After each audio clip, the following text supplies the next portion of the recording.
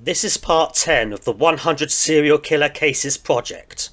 The following serial killers have at least 17 to 29 confirmed murders.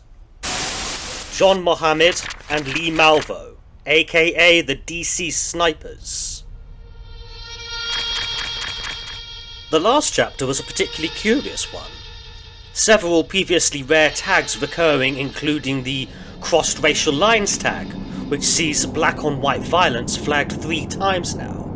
And this also isn't the first time the attacks were indiscriminate, besides racial lines, and perpetuated by a shooter.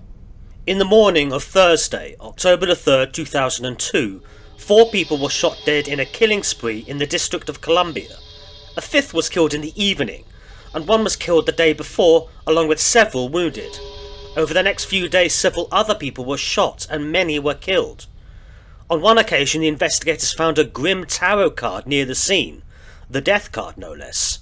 On it was written, "Call me God" on the front, and on the back, "For you, Mr. Police. Code, call me God. Do not release to the press." One need not be a criminal psychologist to recognise a power trip when they see it. The era of mass media demonstrates itself loud and clear as the news gave extensive rolling coverage of the attacks. I'd rather not comment on it, but the amount of attention these murderers got was obscene. One instance of reporting from the New York Times turned out to be complete nonsense, taking down the writer and editor in the resulting scandal. Regardless, fear was the order of the day. Earlier murders and robberies were connected to the attacks, and the shooters couldn't resist arrogant correspondence with the police. A young man named Lee Malvo was linked to one of the previous attacks, and then the investigation led to John Allen Muhammed. The 2 were caught, having used a blue car to move about and carry out their executions, described as a rolling sniper's nest. I understand now why Berkowitz was so frightening. It's the idea that anyone could be shot dead anywhere at any time, a feeling of no one being safe, less an act of a serial killer and more an act of terrorism. Berkowitz even gave a statement asking the shooters to stop. Muhammad was affiliated with the Nation of Islam, just like the zebra murderers were, and he even wanted to recruit young black boys into being shooters themselves. Muhammad's early life was marred by tragedy, his mother dying when he was very young and his father abandoning him. He was twice divorced, and there's all sorts of theories about him carrying out these attacks as a convoluted way to gain custody of his children. He was a decorated army man for 16 years, serving in the Gulf and Iraq. Lee Malvo was only 17 when the attacks were carried out, born February 1985. He was sexually abused and brainwashed by the older Muhammad, who had isolated Malvo from his already estranged parents. It's also said Malvo tortured small animals as a child. It's debatable how much of a murderer he really was, but he's still responsible despite his youth. The 2 of them killed 17 people in the space of less than a year. This record is even bloodier than Bobby Joe Long's 10 murders in 1 year, making the DC Snipers the deadliest thus far in this shortest amount of time. Lee Malvo got life without parole. John Muhammed was executed a few years later.